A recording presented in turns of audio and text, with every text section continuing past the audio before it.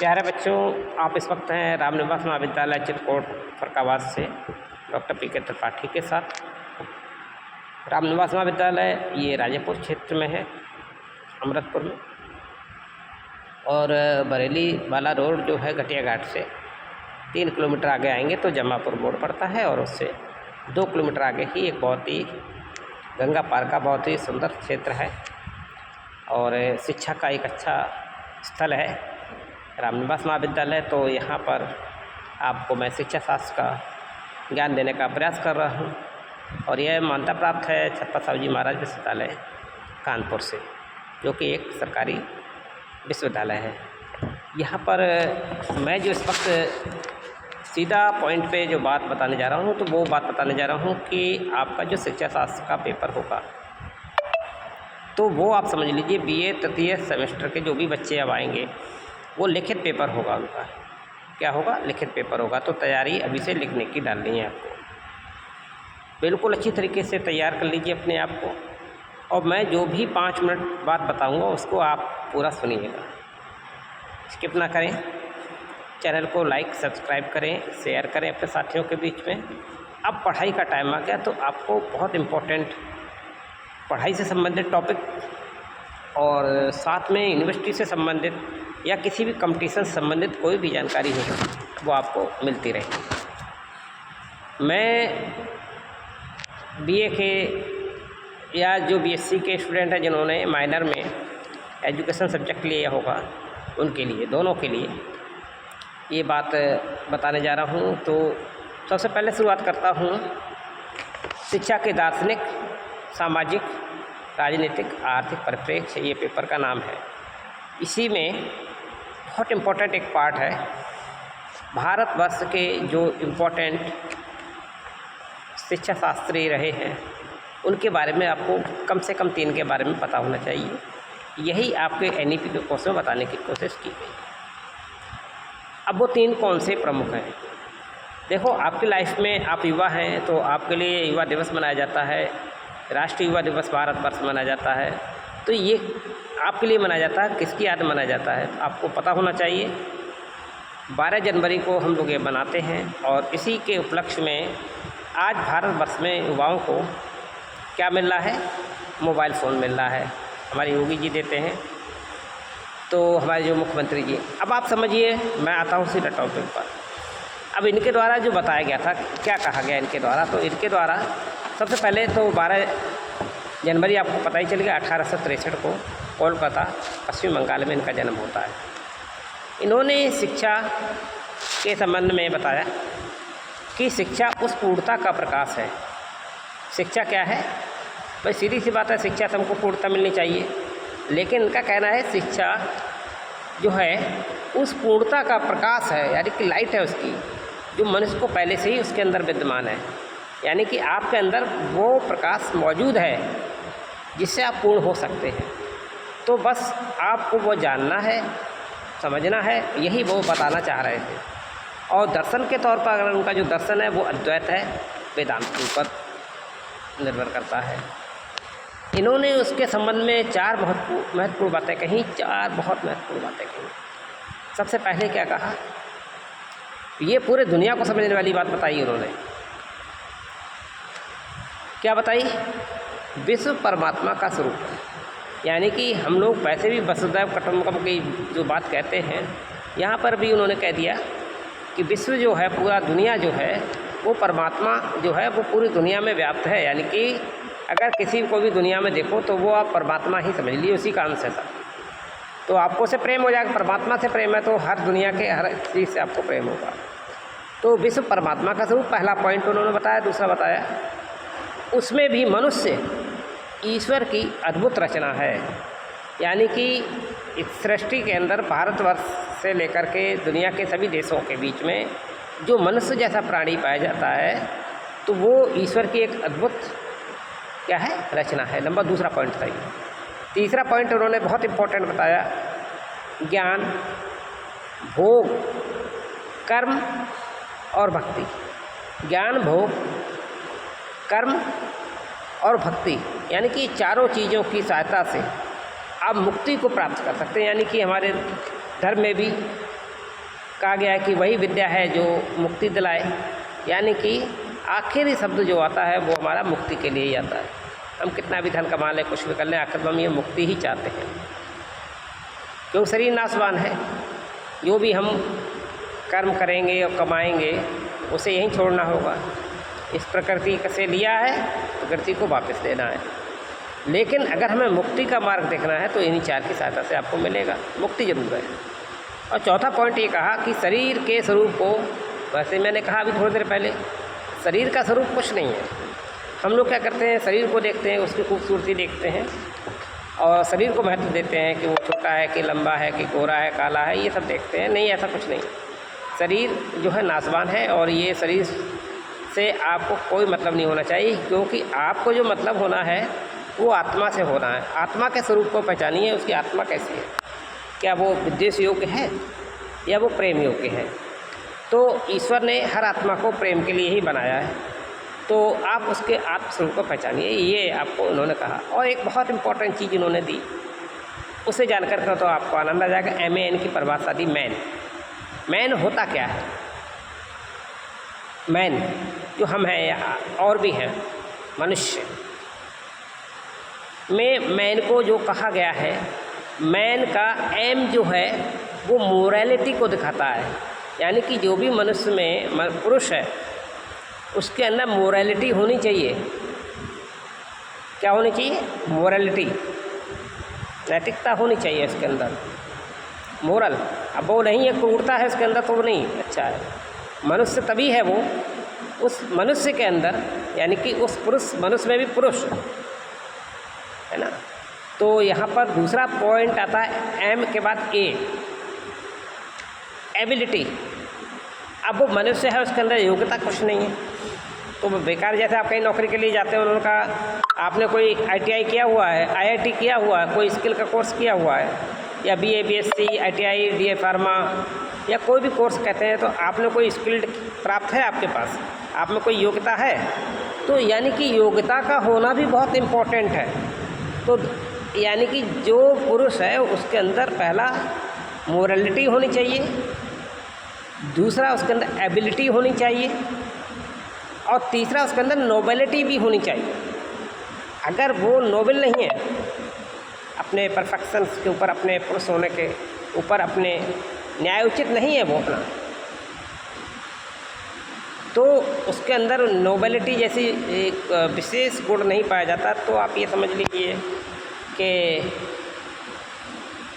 वो मनुष्य या मनुष्य का ही एक रूप जो है पुरुष उसके योग्य नहीं है। अब आता है इनका तीसरा पार्ट, जो महत्वपूर्ण पार्ट है, वो शिक्षक के संबंध में है। शिक्षक क्या है आपकी निगाहों में? उनका कहना है शिक्षक एक अच्छा मित्र होता है।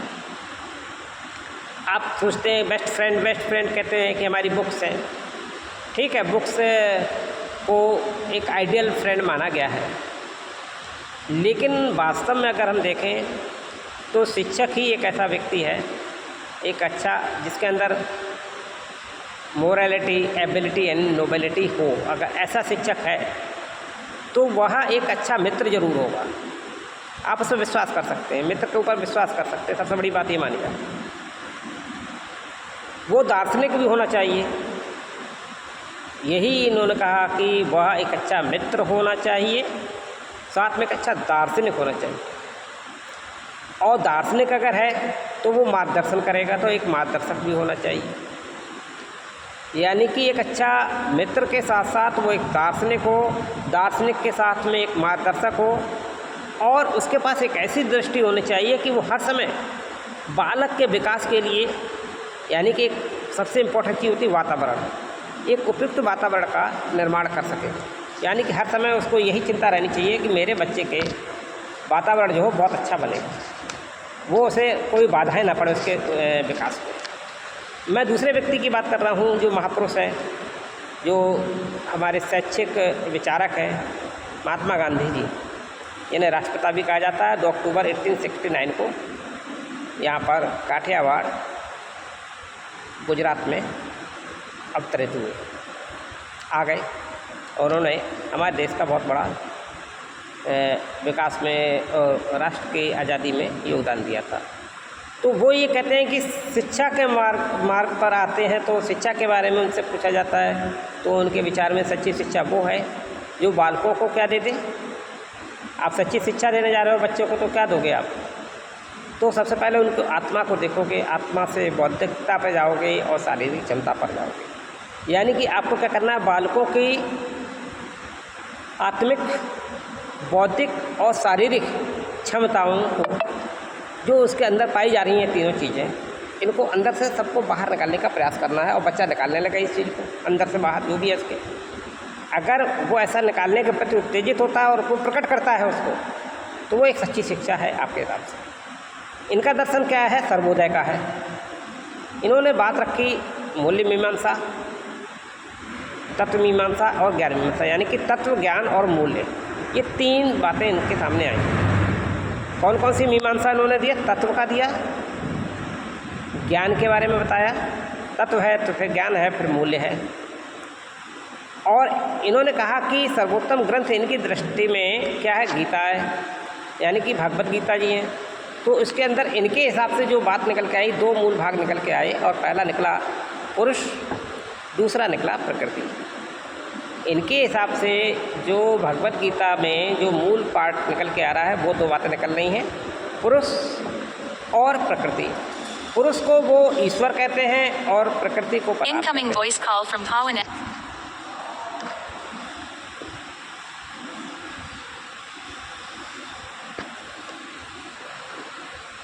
अब भौतिक और आध्यात्मिक रूप में इन्होंने डिवाइड किया और कहा कि सामाजिक, राजनीतिक और आर्थिक रूप जो है वो भौतिक है, आध्यात्मिक में ईश्वर और धर्म है। ठीक है, तो इसको बताने की कोशिश की। और साथ में मनुष्य के बारे में जब उन्होंने बताया तो कहा शरीर, मन, शरीर जो है मन, आत्मा का योग है। मनुष्य जो है तीन चीज़ों से बन के तैयार हुआ है, शरीर से, शरीर में मन और फिर आत्मा। तो ये बताने की कोशिश की। अब हम तीसरे पार्ट पर अगर हम आते हैं, बहुत इम्पोर्टेंट पार्ट है और डॉक्टर भीमराव अम्बेडकर जी का, और 14 अप्रैल 1891 को इनका जन्म माना जाता है, महोत्सव मनाया जाता है हमारे देश में। महू मध्य प्रदेश में पैदा हुए और एक बहुत ही अच्छी बात थी कि कितने विद्वान थे ये दुनिया से नहीं छिपा है। और यहाँ पर बहुत सारे लोग तो उनको देवता की तरह पूजते हैं। बहुत होशियार आदमी थे, बहुत संघर्ष किया जीवन में और अपने माता पिता की 14वीं संतान। कौन सी संतान थे? 14वीं संतान थे, अंतिम संतान थे। यानी कि आपके माता पिता, आपको मिला करके 14 बच्चे आपके घर में थे। बचपन में आपको भीवा, भीम और भीमराव अम्बेडकर जी की उपाधियों से सम्मानित किया गया था। और 1956 में आपने बौद्ध धर्म को स्वीकार कर लिया था, हिंदू धर्म को त्याग दिया था, सनातन धर्म को त्याग किया और बौद्ध धर्म को स्वीकार किया। और उसके कुछ ही पलों बाद आपका स्वर्गवास हुआ था। 19 दिसंबर 1956 में ही हो गया था। आपकी पुस्तकें जो बहुत इम्पोर्टेंट थीं, भारत का राष्ट्रीय अंश या पाकिस्तान पर विचार, और भी थी जनता। इसके अलावा जो शिक्षा में जो योगदान आ रहा है, तो आपका जो विचार आ रहा था, वो शिक्षक को वो ही कहते थे राष्ट्र का निर्माता है। शिक्षक कौन है? एक राष्ट्र का निर्माता है। साथ में ही शिक्षक को राष्ट्ररूपी, शिक्षक क्या था? राष्ट्र के रूप में एक जो राष्ट्र है हमारा, तो उस रथ का, यानी कि राष्ट्र को उन्होंने रथ का, और कहा कि उस रथ का जो पहिया है वो शिक्षक है। नहीं, सॉरी, शिक्षक को राष्ट्र रूपी रथ का एक योग्य सारथी कहा। यानी उस रथ को चलाने वाला शिक्षक जो है एक सारथी है। तो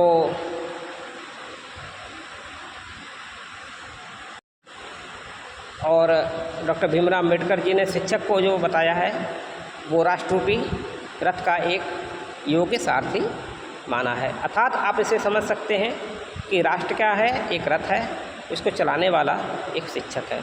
यानी कि जैसे सारथी जो होता है रथ चलाता है, उसी तरीके से इन्होंने शिक्षक की संज्ञा दी है। तो इन तीनों महान जो शिक्षक हैं भारतवर्ष के, इन तीनों के बारे में मैंने एक साथ बताया और इसके ऊपर आपको चर्चा किया मैंने। तो इसको आपको जैसा मैंने बताया वैसे लिखने की, समझने की कोशिश कीजिएगा। एक बार लिख के देखिएगा जो मेरा बताया हुआ है, इसको सुनकर के लिखने की प्रैक्टिस करना, देखें क्या आप लिख पाएंगे। बहुत इम्पोर्टेंट पार्ट तो ये है कि आप वास्तव में ये लिख पाएंगे या नहीं लिख पाएंगे, ये आपको देखना है, ठीक है। तो कोशिश करने वालों की हार नहीं होती और जीवन में आपको जीतना ही होगा। और विभिन्न तरीके की और भी, अगर आपको कोई किसी जगह एडमिशन्स चाहिए, किसी और तरीके का ज्ञान चाहिए, कौन सा कोर्स हमारे लिए बेटर रहेगा और किस कोर्स में कहाँ क्या करें, तो आप मुझसे विचार विमर्श कर सकते हैं। और अगर किसी को मेरा मोबाइल नंबर चाहिए तो आप नोट कर सकते हैं 6386045708 या मुझसे कमेंट बॉक्स में मांग सकते हैं। बने रहे डॉक्टर त्रिपाठी सर के साथ। Good luck. जय हिंद, भारत।